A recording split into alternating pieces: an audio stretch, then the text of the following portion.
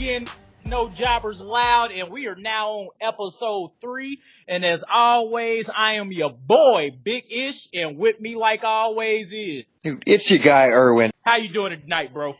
Dude, man, I am blessed, man. I am blessed. We are on episode 3 of the No Jobbers Allowed podcast. We're getting great support from all our family, friends, other people on YouTube, all this stuff. So I'm just grateful, man. I'm just grateful. How about you, Ish? Well, before I start, I would like to say shout out to my family, the man Jay Keezy, for lacing us with our intro, bro. We like to say thank you for that, because definitely worked wonders. So we appreciate you, cuz. Dude, cuz, that intro is straight fire, baby. That's just fire. And for me, I'm just cooling. Long day at work. I'm off tomorrow, so I wanted to get this done tonight. Definitely, man. And, for me, it's a weekend that's going to be kind of filled with a lot of activity. So, Venom is hitting the theaters tonight. So you going to see that? I think I might check it out tomorrow sometime. I got free time tomorrow. So I was going to do some ripping and running and probably hit up Venom and see that for a minute. Definitely, man. Venom is that thing to see. That's been one of my favorites since I've been a kid, so I'm excited for that. And we also, I don't know if you or any of our listeners are in UFC fighting, but we got Conor McGregor returning to the octagon to face Khabib. So that's going to be a big showdown on Saturday. So I got to figure out if I'm going to order that or find some place to get into some trouble to watch that. Well, are you going to try to watch that or try to catch it on the stream or something? Oh, try to watch Becky Lynch versus Khabib? I might watch it. I might. Oh, yeah, it's going to be good to see Conor return his home turf after watching his ass get whooped last year by Floyd Mayweather, the great money team, all day, every day. Well, that's what I'm saying, bro. Like, you knew what it was going to be. Yep. Like, he was going to pick McGregor apart, but, of course, McGregor couldn't use all his skills at his disposal. So it'll be good to see what happens when you free McGregor fully in an octagon again. So Let's see what happens. I might check that out. I don't know just yet. I ain't been really messing with the UFC like that lately. I don't know what it is. I just ain't been into it lately. It's real good lately, man. I suggest that you get back into it. And some of these high profile cards that we got going on, it's actually a really good time too. So that's kind of what's going on Saturday. And then for those of us that live in Chicago, we've got the Chicago Marathon on Sunday morning. So, and I work in the fitness industry, so that's a big deal for us down there. So I got a weekend packed full of stuff, and then we can't forget that on Saturday morning we got to get up and watch that SuperShowdown. Oh man, like 5 a.m. Eastern. Which means we gotta get up an hour earlier. Yeah, it's gonna be rough.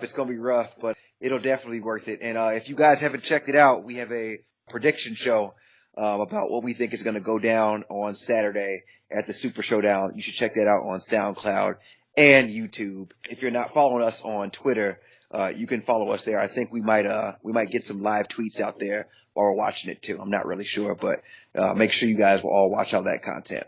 I'm going to try to put in that work for you listeners. I'm going to try. I'm going to wake up. I'm going to get to my TV. I'm going to pop on WWE Network, and I'm going to try to get these live tweets for you, dog. I'm going to do my best. I have faith in you, man. Like I said, man, we out here, and I ain't got too much going on this weekend. I ain't got no Chicago Marathon and nothing like that. Just some normal, regular, degular stuff. So, let's get right into it, bro. Like always, set us up. So, great week full of sports entertainment, and we'll start off with what we saw on Raw. I like Raw. Raw was a good show. Raw was a really, really good show, and it kicked off. So it was in Seattle, Washington, and it kicked off with Dean Ambrose in the ring, and he came out to a pretty good introduction. Did you hear that pop that he got? I did. I was not surprised, actually, because Dean been doing some work. He's been making sure everyone's into him and everyone's excited about how his storyline is going to carry over after this Saturday. So I wasn't surprised. And they did a good job of, he did a good job while he was in his rehab with, changing his look, cutting that mop off his head and coming back with the beard and looking a little bit more serious than he normally does. So this is really, really good. So it starts off with him in the ring, and Charlie Caruso is interviewing him, and they're teasing things. They're asking him if he ever thought of leaving the Shield, and Dean Ambrose gives his funny quips, and he says eventually, the Shield is a unit, and they're a way of life. And then Baron Corbin comes out, and he puts a challenge in front of Dean Ambrose, and he asks him, is he going to face Rollins for his title, Reigns for his title, or Strowman one-on-one?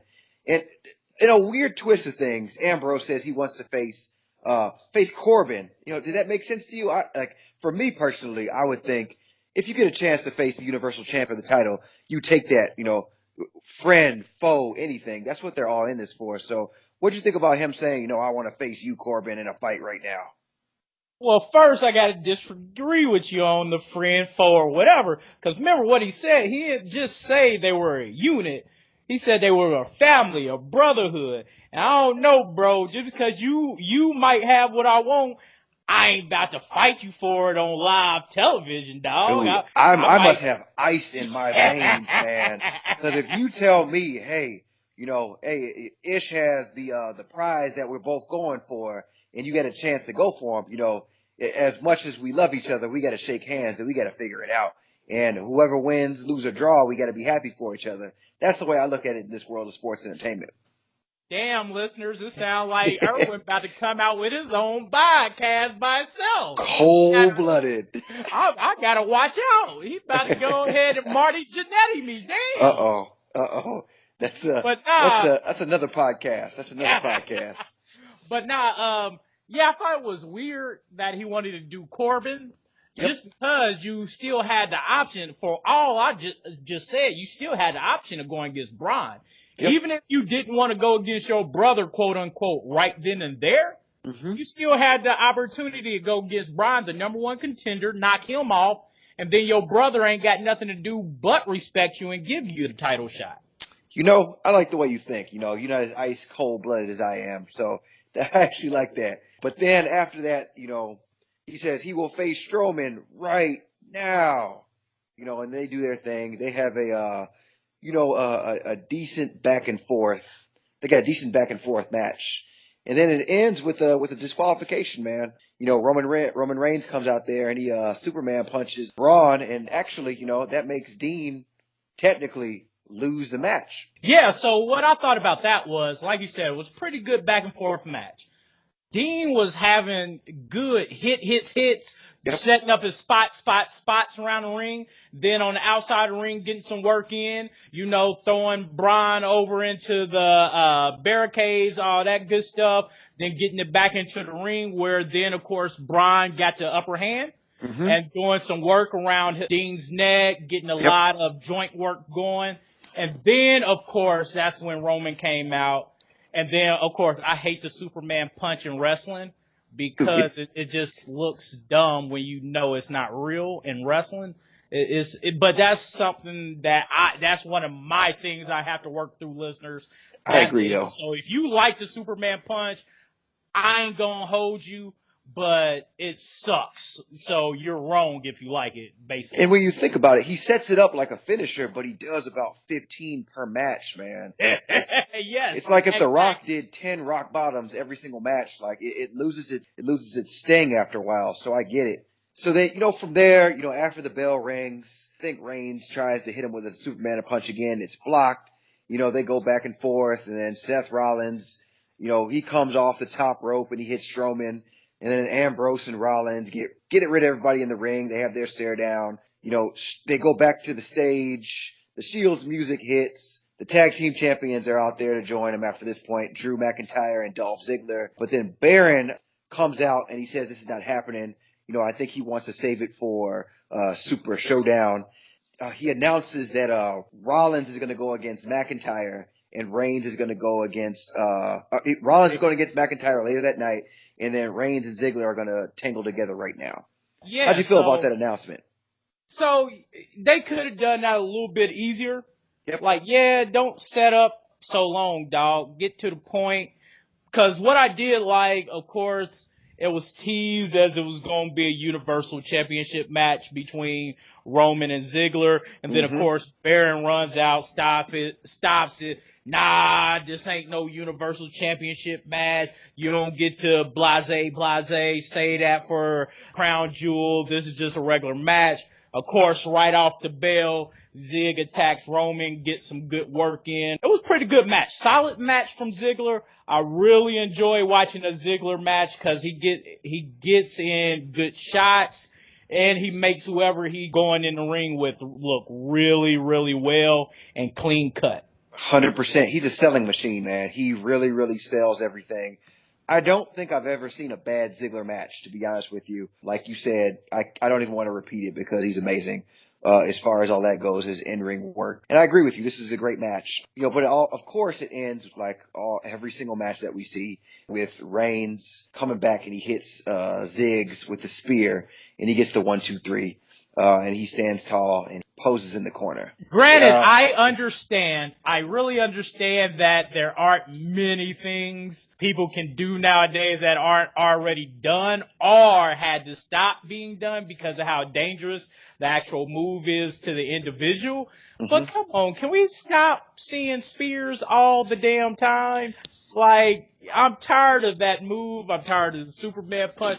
Be a little bit more creative, which is probably why I love this week's episode of 205 Live, but we'll get into that later, people. Yeah. So Roman wins that, and then that sets up, let's go ahead and move past that one.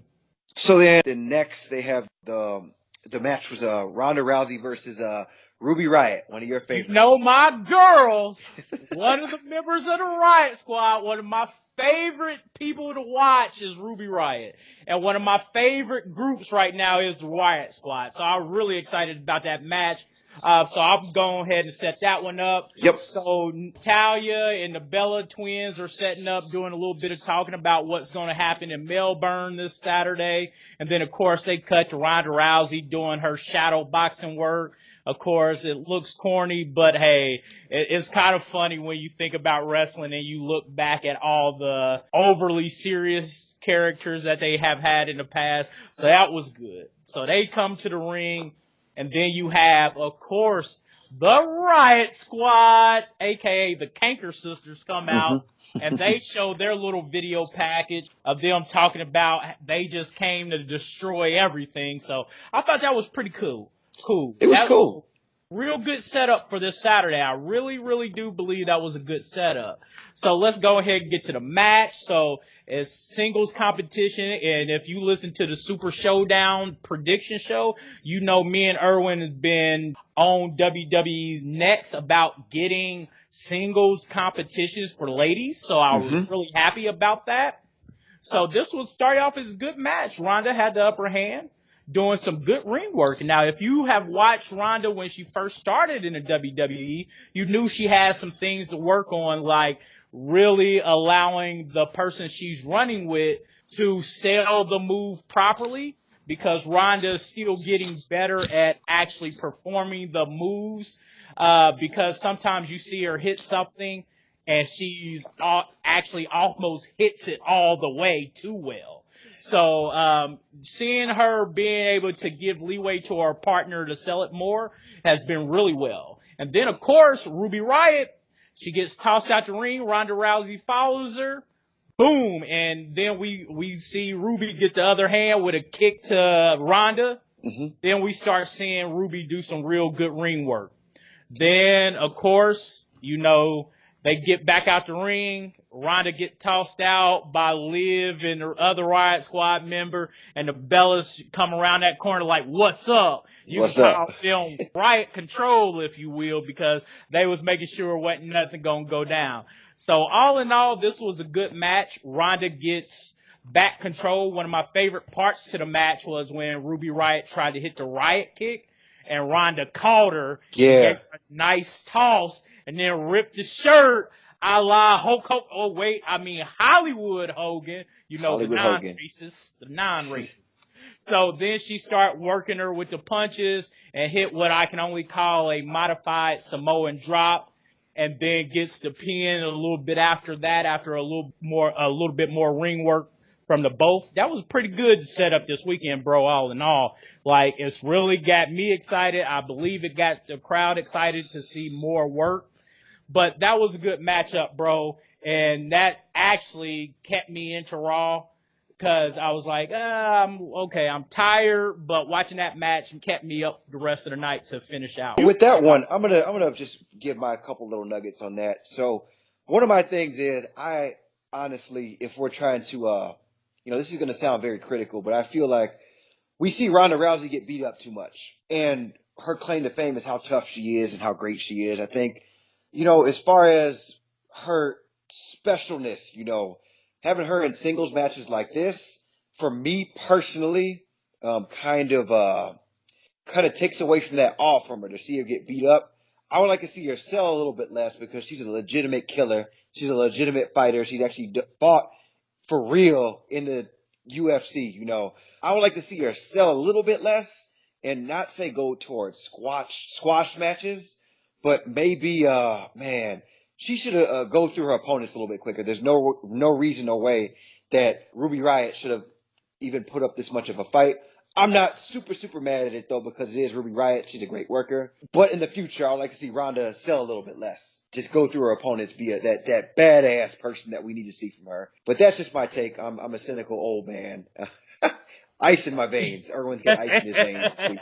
I only disagree with you because I believe they're setting Ruby up to be a legitimate contender.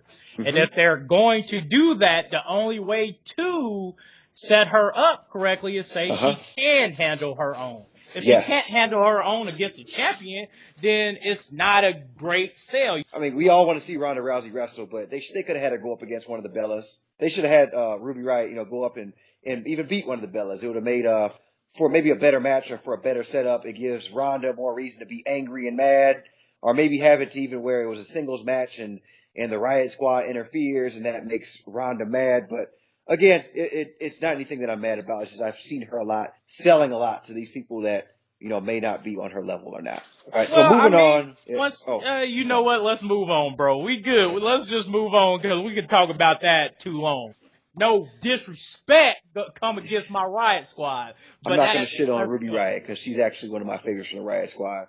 So after that, we had this is something that's been going on for a while. We had Bobby Roode versus one of the Ascension members. I can't really remember which one is which. They both look the same to me. And the Ascension haven't really been treated like stars since they've been called up to the main roster. I feel like they've been mishandled, but either way, they got Bobby Roode, the glorious one, going against, it's Connor of the Ascension. And, they've been doing this thing on Raw lately where they've been having Roode and, Chad Gable come out together. And they have this little shtick where, Gable does the glorious and, glorious! Which I think is good. But then they had this where Gable actually cost Roode this match. And Connor from the Ascension won. And, they're standing tall and all this stuff. And I don't really know how this is going to pay off. Eventually it's going to be Bobby Roode turns on Chad Gable and beats him up or vice versa. I just think that these guys are better as far as, especially Bobby Roode. His work is really, really great. When he was on SmackDown, he was the United States champion for a little while. I just think that he could be better, and hopefully they get done with this feud quickly, or they make this pan out because, him losing to and I say quote unquote jobbers like the Ascension aren't really that good for him. Man, Ascension, to me, they won't be jobbers for too much longer, bro. Like, I've been really liking these couple matches they done had with the Ascension these last couple of weeks. Bobby Roode, of course, is trying to get his revenge on the Ascension for beating Chad Gables last week. But I really think Ascension is a good team. Like you're saying, I don't think they've been used properly, which is why you're calling them a jobbers, because they've been relegated to that lower tier, that lower every now and again mid-tier. but they have the talent and ability to be great. I think they can rock a crowd when they are given the sufficient chance to. And I think once they get over this Bobby Roode, Chad Gables, I think you need to start getting them some more chances to go against, or give them at least a random Raw chance with one of your bigger tag teams. I really think they could put on a great show and kind of lose their jobber tag, really, to me, bro. Well, I'm glad that you have faith in this one, because I have zero faith. I've seen them lose for the past 3 years almost. But I just hope, for me personally, hopefully this gets over real quick. Let's segue on from that one, from Connor of the Ascension getting the win over the glorious one, Bobby Roode. Next, we get a vignette of sorts from Alexa Bliss. It's called A Moment of Bliss. And in this one was actually pretty good, where she talked about how her favorite superstar growing up was Hall of Famer Trish Stratus. Shout out to Trish Stratus. I can't wait to see her at Evolution. But then she goes into some funny stuff about how she met Trish when she was 7 years old, and she was staying in the cold, and there was like this autograph book. And then she says, she looked up at, I think it was Trish's wrinkly eyes and asked her for an autograph. And then Trish burped in her face and charged her a certain amount of money for it. Then Bliss says something about she cried all night. And then, when it comes to your hero, satisfaction is not always guaranteed, which is going to be good because it's actually setting up towards their match at Evolution, which I'm glad they're keeping storylines congruent and all that kind of stuff. What do you think of this segment? Yeah, this gives us a little bit of FaceTime with Alexa Bliss. I love this little vignette. It was a nice little break from the night's action. And plus, it lets you see Alexa Bliss again because, well, as you know, she was a little injured. So this gives you Alexa Bliss without giving you Alexa Bliss and saving her up for Evolution. So she's not too far out or too far in the back of a fan's mind, and that'll keep them ready for Evolution. Yeah, I like it. It keeps Bliss out of the title scene, which she's been in too much. Gives everybody else a little bit of a chance to shine.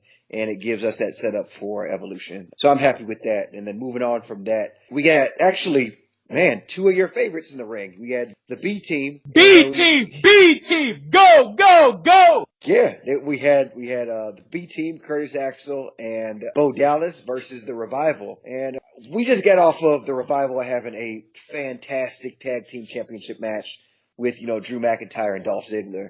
And I was really sad to see them lose to the B Team at this point. You were sad to see them lose to the former tag team champion. The B Team should still have the straps. I did not like putting the straps on Drew and Zig. I didn't. I really hated it. I did not. Yeah. I knew they should have lost, but they should have just had Zig and Drew beat them up and get disqualified and not actually take the straps off of them. Because that would have gave the Revival a legitimate chance to win the straps. With this one, I personally, and again, it sounds like we're going to disagree a lot on Raw, like we have been, but I honestly am a Drew McIntyre mark, like they say. I love Drew McIntyre. I love Dolph Ziggler, so I have no problem. I'm actually a huge fan of even singles competitors coming together and getting the tag team championship. All the while, it doesn't let them, how can I say, they defend the tag team championship as much, but it puts the tag team championship in a more main event scene. Whereas if you have the B Team versus the Revival for the tag team championship, not everybody might be keen to watch that, But I just think that the Revival should have won this, man. That's just my personal opinion. They did such a good job against Drew McIntyre and Dolph Ziggler last week. I think they should have been able to get on a winning streak. This win, it's like 50-50 booking. It does nothing. So now I've seen the Revival lose a couple weeks in a row. So does that mean that they should be challenging for the tag team championship anytime soon again? When it comes to the way that things are normally done? No. So this just puts the Revival down. And while, elevating the B Team still. But then after the match, the B Team gets attacked by the Authors of Pain. And I can't stand AOP right now, man.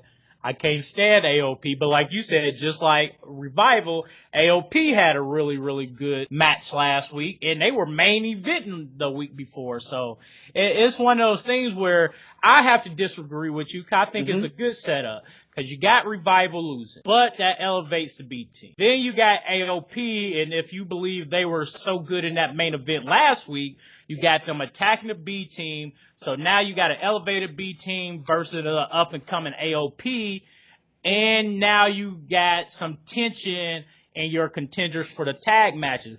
Because if it goes the way I think it's going to go Saturday, Drew and Zig are going to have a falling out of some sort, and then somebody going to set up a match, and they're going to drop the belts. So now it's really making it a free-for-all in the tag team realm right now for the Raw belts, man. And that's why I think it is. That's why I think it was a good thing to have Revival lose, elevate the B team. Now you see a feud with the AOP. Now you got 3 pretty decent teams that are going to vie for those belts once Zig and McIntyre drop them. Yeah, and the only way that they're dropping those belts to any of these teams, though, is if they do it to themselves. Like, there's no way that... But that's what I'm saying. Yeah. That's exactly what I'm saying, bro. Drew and Mac don't have a falling out. I see it. Okay. And I can see that happening, too. But I don't like when things are set up dependent upon that at the same time, me personally. But it sounds like as far as the tag team... Because once those belts, though, once they get off Ziggs and Drew McIntyre, I feel like they lose a little bit of shine for me, at least personally. They lose that main event picture that they have right now, which it's not a bad thing because you can use that title to elevate somebody who's a little bit lower, like the B team or the Authors of Pain, which they actually need. But I actually like seeing the tag team titles in the main event picture are in their own spot. So I'm gonna say one last thing about just for me, the tag titles actually hold Drew and Zig back. Yes, bringing shine to the titles, but not the characters themselves. Like it's holding Drew back from. He's not going to hold both a Intercontinental or a Universal title. We've seen it before.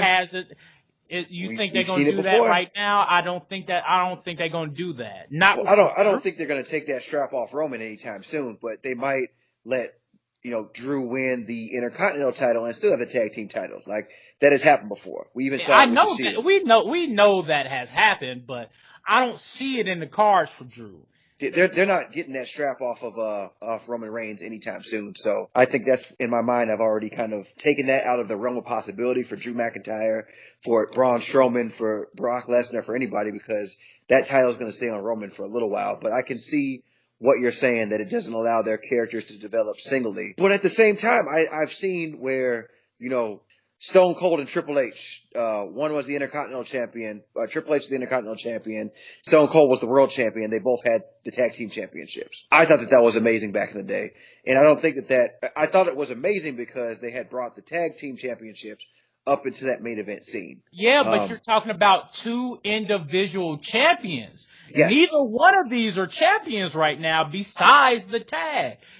Zig already lost his IC title.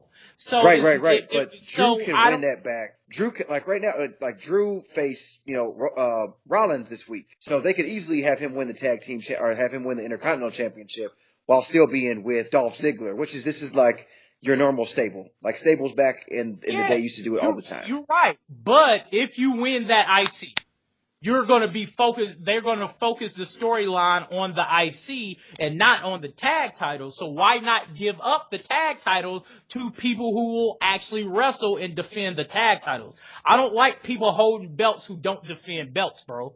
That's my big thing. I don't like people holding belts who don't defend the belt. Okay. I see where you're going with that. It's still not going to change. I got where that's actually a good storyline. I still like the straps on Ziggler and McIntyre. You like your regular tag team, so it makes sense. And that does make sense because we'll see the belts are defended more. We'll see more traditional tag team championship matches. That makes a lot of sense. So I can see where you're going with that. And I kind of agree with that in a way. From a fan's perspective of these two, I can actually say that you're right on that one. And literally, like what you're saying, it brings them to the main event, but it only brings the belt, not the defense of the belts to the main event. You see what I'm saying?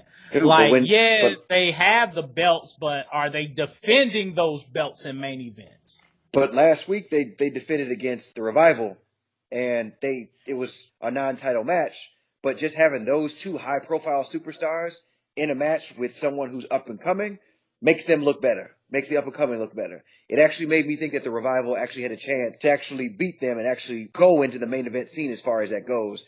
Now that it's relegated back into the lower mid-card. So that's what I'm saying, is that when the tag team championships are held by higher profile superstars, it makes the belt a more high profile belt. I feel you on that, bro. I mean, I'm not gonna lie. I feel you, but we're getting stuck on this topic now, we can argue all day about it. Let's go ahead and hit the next one, bro. So then after that, I gotta find my place back again. They have a backstage segment with Roman Reigns and Dean Ambrose, and Dean Ambrose and Roman Reigns are back there. Roman Reigns wants to make sure Ambrose is all right. And he says he almost beat Strowman that night. And Ambrose actually he teases the dissension in the Shield, where he says he could be the Universal Champion if he wasn't such a nice guy. And then he walks off. Which was great piece of writing right there for Dean Ambrose.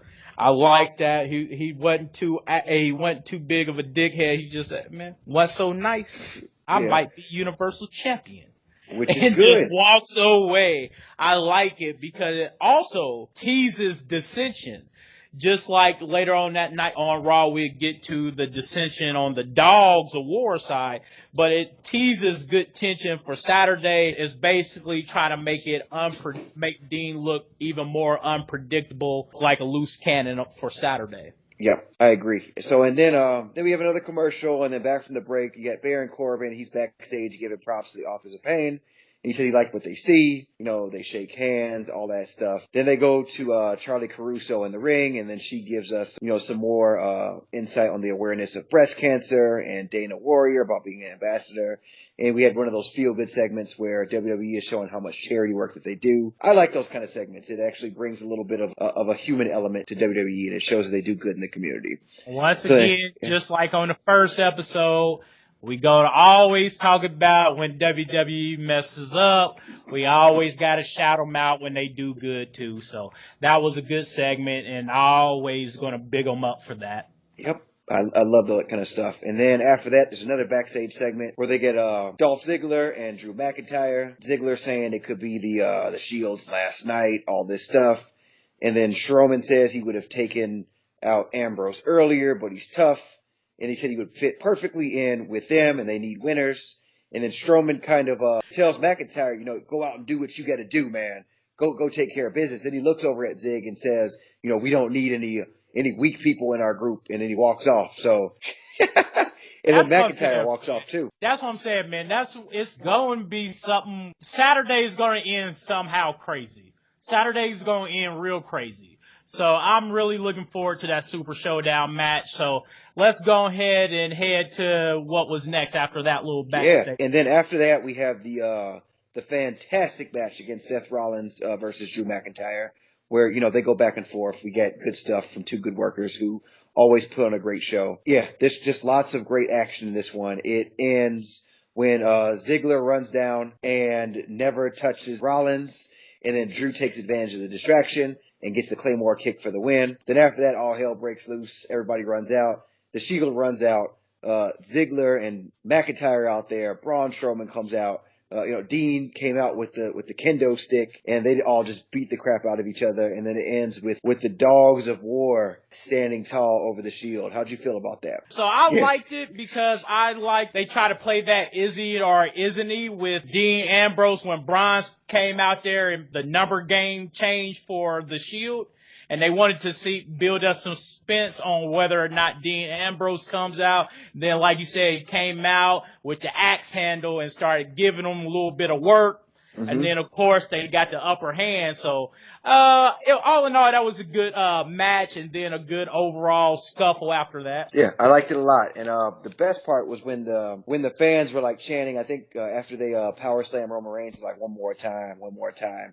You could tell people still don't like Roman Reigns. So then next up, what we have is JoJo introduces Elias and Kevin Owens, and they're sitting in the middle of the ring. They get their stools. They're about to do their little shtick they do. They're getting some cheap heat with the fans. And then one of the biggest things about this that I really, really liked was the crowd interaction with this one. They say something about Seattle losing their basketball team. They said about losing to the Supersonic. Why would a basketball team ever want to come back to Seattle? Yes. So of course the crowd is booing the crap out of him, which of course means the heel is doing an incredible job. If they can have the whole arena boo them, they was doing some great crowd work. So really big up to them on that, because I didn't care for the backstage segment, but the in-ring segment, getting the crowd ready and hype.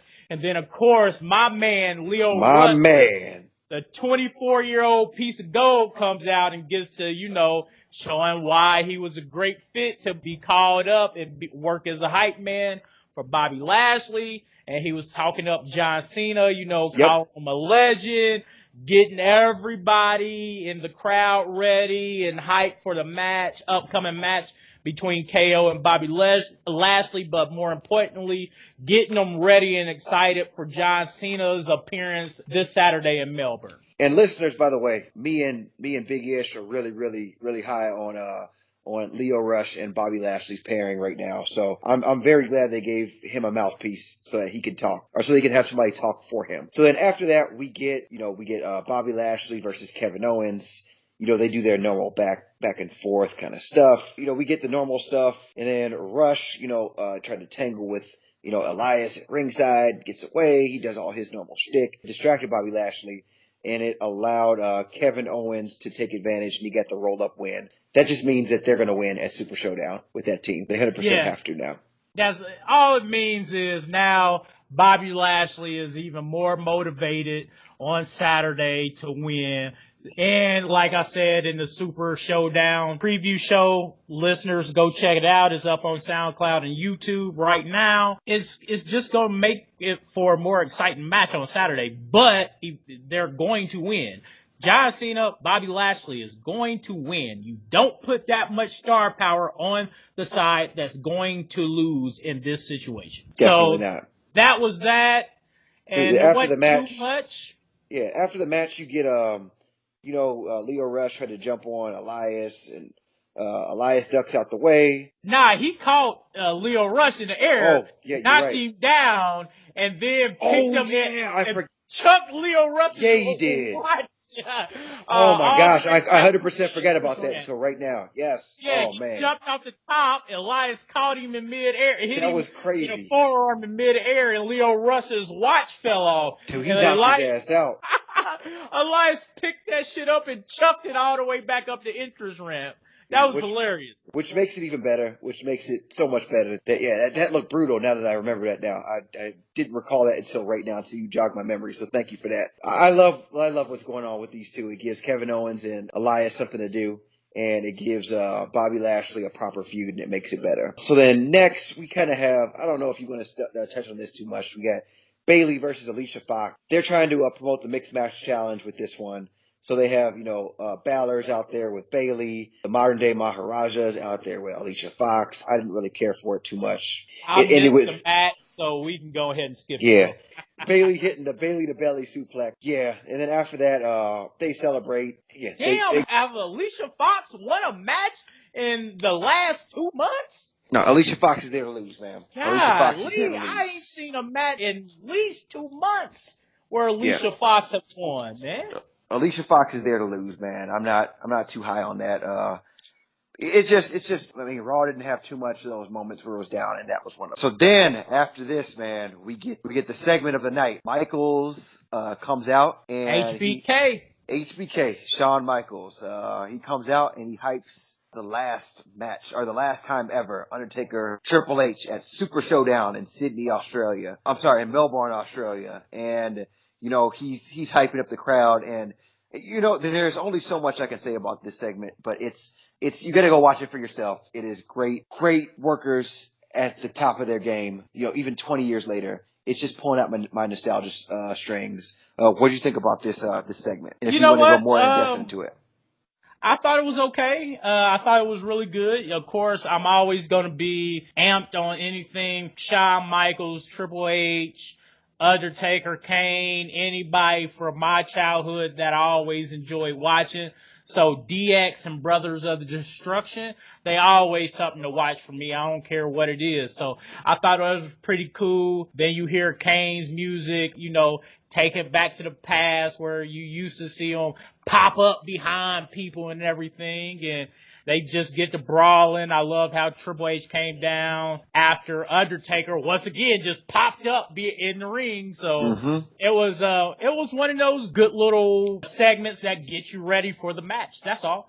And tease you for another match after that, for another tag match like we talked about in Super Showdown, our prediction show. Yeah, I really enjoyed it. It did what it was supposed to do. It left with the Brothers of Destruction standing tall. Yeah, I'm very, very But wait, for listeners, listen and tell us, which Kane mask is better? This current Kane mask or the Big Red Machine Kane mask? Because I hate this new Kane mask, but Irwin seems to love it, and I don't like it at all. The Big Red Machine mask was the best, hands down. I mean, I like both. Comments. I like both. But either way, as long as he has a mask on and isn't corporate Kane, I'm cool. That's all I care about. All right. So overall, I think Raw was a good show. I enjoyed it. The highlights for me were the Kevin Owens and Elias and the Bobby Lashley segments, and with Lio Rush, it's just making it so much better. Obviously, the Undertaker and Kane leaving Shawn Michaels and Triple H laid out in the ring was great. And the stuff with the Shield it's getting a little bit old for me. I see why they're doing it, and it should make for a great Super Showdown. What'd you think of Raw? All in all, I give it an overall B+. Love beginning with Dean Ambrose, setting up the Braun Strowman match, like the Strowman match. Loved, of course, the Ruby Riott, Ronda Rousey match. And then I didn't really care for too much more besides the Bobby Lashley. And then the ending segment with the Brothers of Destruction destroying DX. So all in all, B+ for me, bro. So you know what that means. It's time to go on to SDLive. So, SmackDown Live. I enjoyed SmackDown Live this week too. It was really good. It was good. I'm liking SmackDown these days more than I am Raw. Maybe it's the 2-hour showtime. I'm not sure. I mean, I love all wrestling content, but SmackDown just has better storylines that I'm a little bit more interested in right now. But we open up SmackDown with Paige. She's talking about how heinous the crime was that Joe committed being out, or Samoa Joe committed being outside of AJ Styles' house. Paige says some stuff that they sent the authority. Let me stop you right there, bro. Let me stop you right there. They shouldn't even did all this. They should have just started with the AJ video instead of this.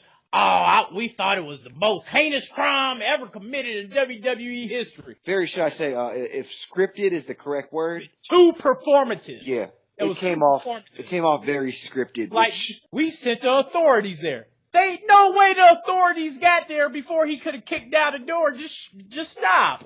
Like, It's too performative. Just go ahead and say, because of what happened last week, AJ is going to do a video to talk to the fans about what happened from his home to protect his family. Just start it like that. Yeah. But let's go ahead because SmackDown was good, so let's not stay on this part too long. So they hype up, the announcers hype the no DQ match that they're gonna have at Super Showdown. After that we get R-Truth and Carmella versus Andrade, Cien Almas, and Zelina Vega. To start off SmackDown, that was an amazing match. I truly enjoyed that match. Because Cien Almas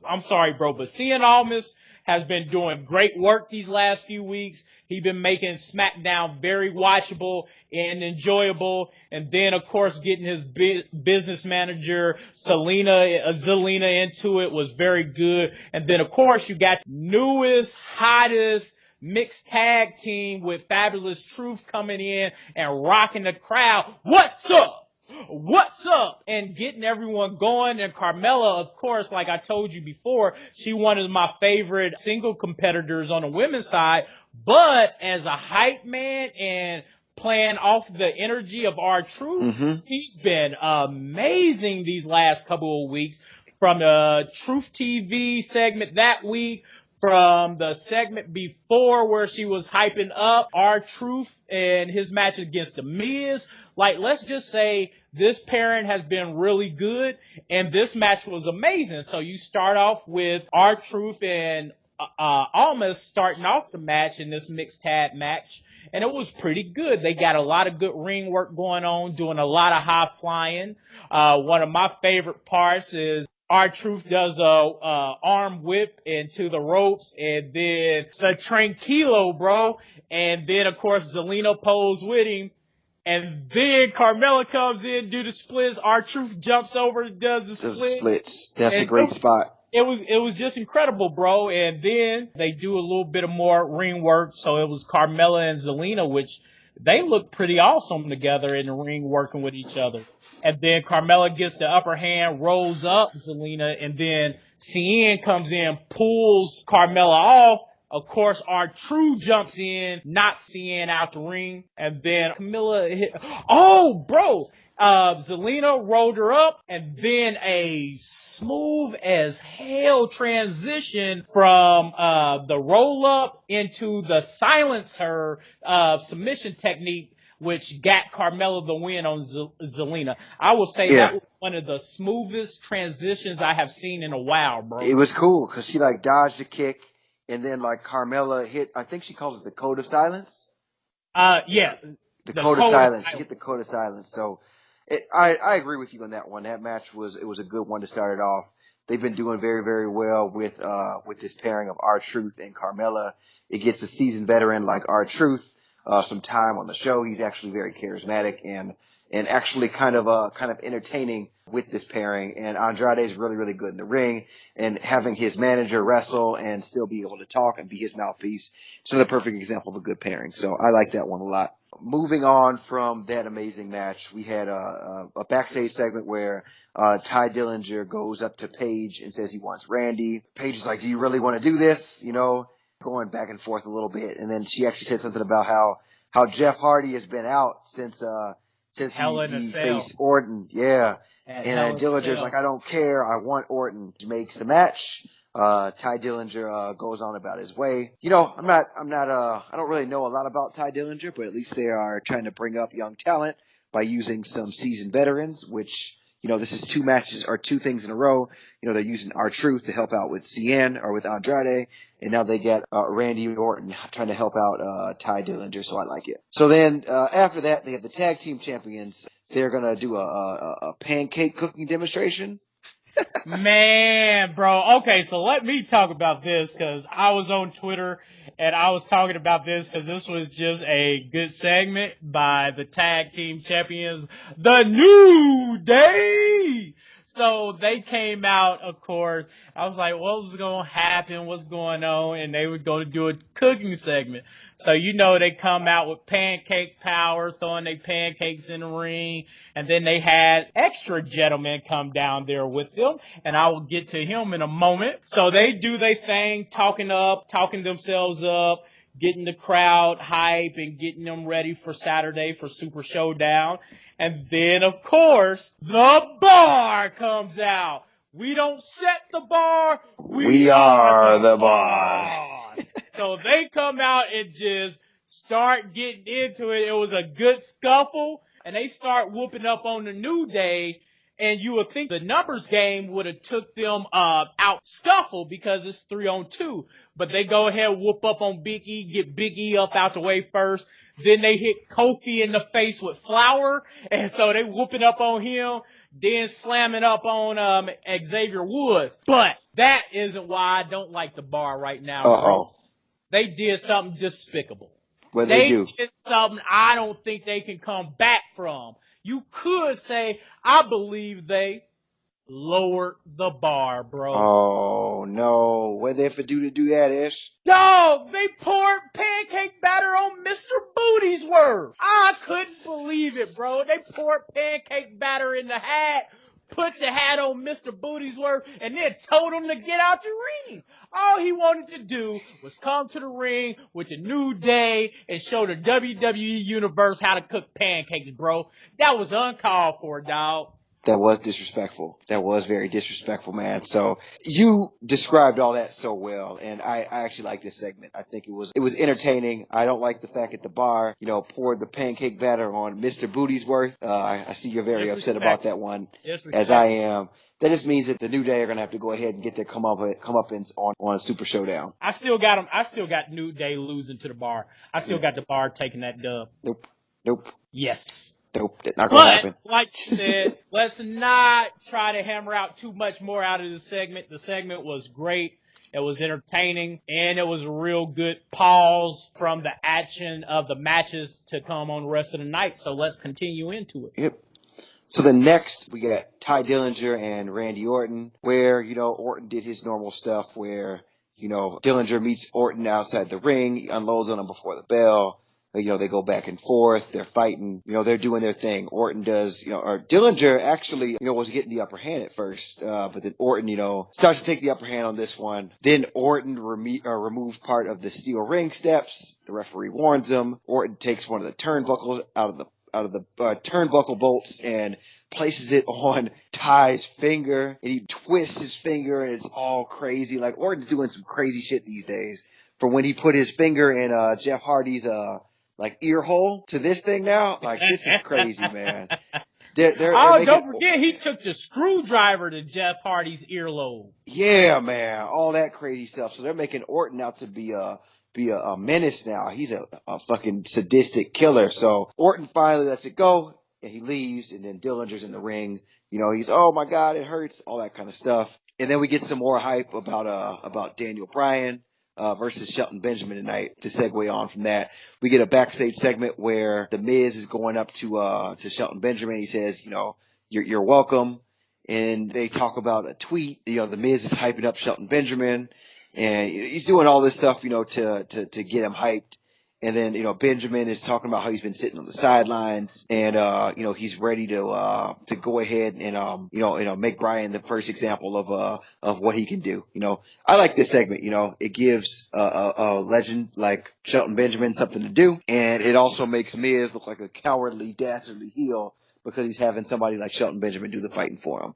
One thing where I think that Shelton Benjamin would benefit from is, if they gave him a mouthpiece also, like the way they did Bobby Lashley, if they gave him like a Leo Rush or somebody like that to talk for him, it would be much better if they could have that mouthpiece talk while he goes out in the ring and just beats ass. What do you think? I don't know, because Shelton used to be really good, especially when he was running with Angle. Who was the other cat running with Angle? It was him, the All-American team. Charlie Haas and Shelton Benjamin, they used to talk really good. So I don't know what it is now. So it's kind of still to me. Yeah, I don't think he needs a mouthpiece. I just think they got to free him up and use him the way I think he could be used. I think he still got it. It's not like Bobby Lashley where I just don't think his personality is an entertainment personality. Mm-hmm. I just think they got to write a storyline where he will actually shine through. So I don't think he needs a mouthpiece like Bobby Lashley, where it's just the stone-faced Bobby Lashley and then the energetic, talkative Leo Rush. Shelton has that. He has a mixture. All you got to do is make a storyline where it needs him to talk. This one didn't really need him to do much. Yeah, for me, maybe I'm in a bad mood tonight, or I just get ice in my veins. It's ice night, but I just feel like his delivery is not as crisp or as good. I feel like it sounds like he's scared to talk, or like I don't know what it is, but it's not convincing to me. We'll move on though. Because listeners, Chris may not want to go to Venom tonight because he might hate that too. I might. Maybe I don't know who's shitting my Cheerios this morning, man. I don't know. I'm just in a bad mood today. But how can you be in a bad mood when you got Rusev and Lana in the ring? Rusev! Hey! Rusev calls out Chicago's own Aiden English, and he tells him to reveal his bogus footage. Which leads to Aiden English, to give you guys some backstory if you guys didn't watch it last week. He implied last week that he had some dirt on Lana, and he had some video evidence to show Rusev this week. So Aiden English comes out and he gives us some interesting facts about, the city of Milwaukee. Lana says he has nothing, he's stalling, and then English says, hey, I'm just providing, some backstory. And then he introduces that one night. And this tape starts, it has Aiden in his what appears to be a hotel room, and he's warming up his vocals. He's saying, He's practicing about some nasty things he's going to say about Milwaukee. And then he hears a knock on his door, opens it, and who's behind that door? It's Lana. Lana says, I need to get something off my chest. And, it's something she's been thinking for a long time. And then Lana says, I want you. Then the video cuts off right there. Of course. And then Lana's talking about he's lying. What's up with that video? And Aiden English says the perfect line. He goes, I want to show you more, but he's entertaining a large offer from TMZ, and he wouldn't want to cheat on them. And it leaves, which was just perfect. Dude, it was perfectly delivered by Chicago's own. Rusev and Lana argue in the ring, and then Rusev exits the ring, and he chases Aiden English up the ramp, and Aiden runs away. Rusev runs to the back after him. The fans boo Lana. I thought this was a fantastic segment. Number one segment stand out for me. It actually gives us some story. It gives us some of that soap opera that we've always wanted in wrestling. And it's over the top. It's crazy. And I love Rusev Day. I love the fact that I was worried that they did this split too soon. But this is going off as gold right now, and I can't wait for next week's SmackDown. It was good. I think I know how that is going to end, but I'll wait to tell the listeners and spoil that story later. I think I can tell and predict where it was going, but I'll say that for another show. So what's up next, bro? I ain't got too much to say about that segment because you already said it best. Because it was just good, man. Because, of course, he teases you all the way up to showing that video. Oh, let me tell you a few things about Milwaukee. And so that was a pretty good segment. And then, of course, Rusev go running after him. But I think I know how that storyline is going to end. Yeah, man. So that was great. And then next up we come back from the break. Rusev is back looking for Aiden English. Somebody shows him what to do or where to go. Lana tries to stop Rusev, and he wants to explain. Rusev said there's nothing to explain. And then back in the ring, Shelton Benjamin is making his entrance. The Miz is on commentary. And then next we get a pretty good match from Daniel Bryan and Shelton Benjamin. This is one of those where you have two pure technical wrestlers in the ring doing what they got to do. With the Miz doing his stuff on the outside on commentary, and then it eventually ends when the Miz gets up from commentary. He hops up on the ring apron, and Shelton Benjamin hits his finisher for the pin. After the match, Miz attacks Daniel Bryan. He throws him into the announce table. He hits him with the skull-crushing finale. He's talking all this shit. And, it's just setting up for their match for Super Showdown. I thought the match was very, very good. But as far as that distraction goes, they really didn't need all that. But, it is what it is. It's just setting up for their angle for Super Showdown. What do you think about it? I think you glossing over really how good Shelton looked against Daniel Bryan. He looked really well. The transitions, the ring work, picking their spots were really good. Shelton was picking some really good spots to get some nice work in, and it looked good. The transitions too, especially when he hit the transition into his finishing move. I think it's called Pay Dirt. Yep, Pay Dirt's his finish move. Yeah, when he hit Pay Dirt, the Miz interference, and then getting Bryan set up for Pay Dirt was really well. I will say this. If y'all didn't watch it and you have Hulu, please go watch it, listeners. That was a really good match. I can't say that enough. Yep. And then, of course, what Chris just said, they were setting up the Super Showdown this Saturday with the Miz after he comes in, hit the skull crusher, talk his shit and whatnot. It was really good. I enjoyed that match. Yeah. And I think as far as when you put the name Shelton Benjamin and Daniel Bryan up, it's implied that it's always going to be a good match. Those are two great workers, but just like Ish elaborated on, definitely go watch that match. It was one of the better highlights as far as wrestling goes for this week.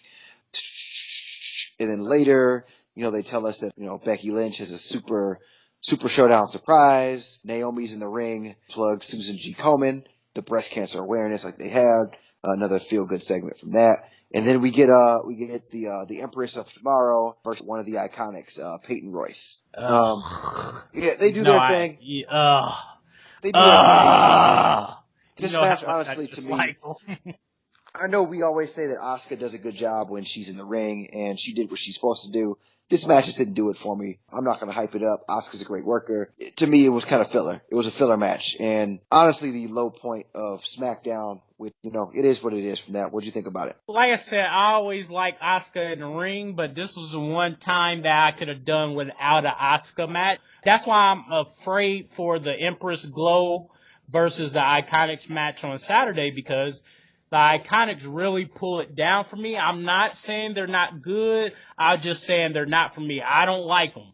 I told y'all listeners before, I'm going to be honest.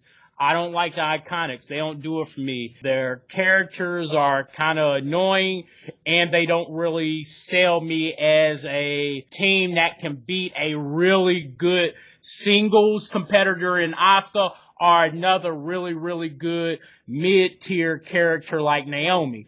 They just don't sell that for me. So I really didn't enjoy this match as much as I could have. Mm-hmm. But I love Asuka. I'll watch her matches no matter what, but I didn't really enjoy it like I could have.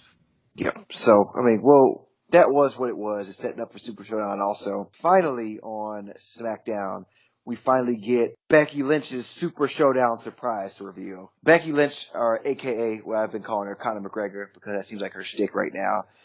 She comes out and, she's talking about how she made the women's division the hottest thing. She goes to a video package, talking about her feud with Charlotte. And then she says, she's beaten Charlotte. She owns her. Becky talks about how she's not getting the respect. And she wants to know, where's her clout at? Where's her magazine covers? And she goes about how, she's the face of the company and she needs action figures. And she eventually shows us that she designed a poster for Super Showdown. We get a nice little drum roll, and then we get a poster revealing Becky posing over Charlotte, with her foot on her.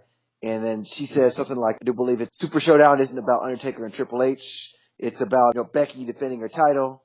And then out comes Charlotte. Charlotte hits Becky Lynch with a spear. Crowd does not like this at all.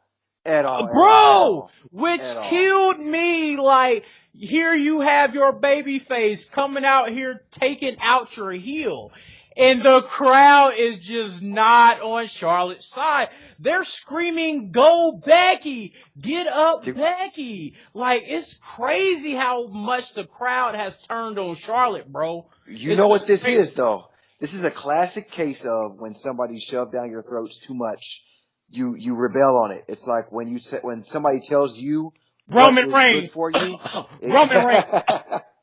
And previously before him, it was John Cena. And when somebody doesn't get over naturally, organically, this is what happens. So what happened was, we've seen Charlotte with title reign after title reign after title reign after title reign. And we finally get Becky, and they want her to be the heel, but it turns out that she's the face. And this, it goes off, the show goes off with Becky clutching her title and Charlotte's talking some trash. Show goes off the air. And that still shows that, Becky is still, no matter how much WWE wants her to be the heel in the situation, she's the face. She's the one that we're going to be cheering. She's the one that we want to win. She's the one that I like. She's the more intriguing character. She's the person that I kind of identify with more. She's the underdog, where Charlotte comes from that lineage. I feel like they've done a good job with Becky's character, and she's never going to be a heel. It's not going to happen. It's like the Stone Cold Steve Austin effect. Yeah, it's really hard. It's going to be really hard to take the crowd away from Becky. You're not going to be able to do it. Becky is, for lack of a better term, she's the people's champ right now. Yep. No matter what she does, the crowd is going to love her. So, I ain't gonna front. I like Becky Lynch too, but I will say I do enjoy a Charlotte match. I like her because I really enjoy her because of her skill. Because as a taller competitor, some of the moves she hits, you have to have great control over your body because you're tall and lanky. And when you do some aerial things that Charlotte does, your body can kind of start moving on its own in the air. So she got great control as a taller wrestler who can work as a smaller worker. And I really appreciate her working on her craft to be able to do that. So while I still agree that she don't deserve the strap right now and it's Becky, I will say I'm going to enjoy this last match at Super Showdown though. Definitely. I agree with you. So yeah, bro, that's how I feel about the end of SmackDown. It was really good. I give SmackDown a little bit higher marks than Raw because I was more entertained by SmackDown this week than Raw. And then, of course, next, listeners, we would typically do 205 in NXT, but this week we did give you some bonus content. Yep. And we got some other things we need to do this week. As Chris alluded to, he want to go see Venom. I just want to get some sleep because I watched a lot of wrestling, and I'm going to have to get up really early to make sure we can watch Super Showdown and get you the content for that review show. Yes, and I agree with Ish. I give SmackDown an A. I definitely enjoyed it more than Raw. And we will be we might be returning to NXT and 205 Live next week. There were some good shows this week, but we might even have an additional podcast, just covering NXT and 205 Live, giving them the credit that they deserve. With that being said, I'm excited for the weekend's events. And man, well, I don't even know how to end this. What do you say, Ish? Well, you know how I'm gonna end this, bro. Yep. It's your boys, Big Ish and Chris Irwin. This has been No Jobbers Allowed. Once again, we want to thank you for rocking with us. Continue rocking with us. Like and subscribe. Make sure you share our content. Yes. And Chris, you got anything you want to say, bro? I just want to thank everybody again for their likes, their shares, their comments, their retweets, all on the first couple episodes that we put out. On the first episode, the bonus content, it really means the most to us, and this is something that we truly love. And again, it's your boy Ish, and it's your guy Irwin, and we out. We out! Listen to this music, though. Later.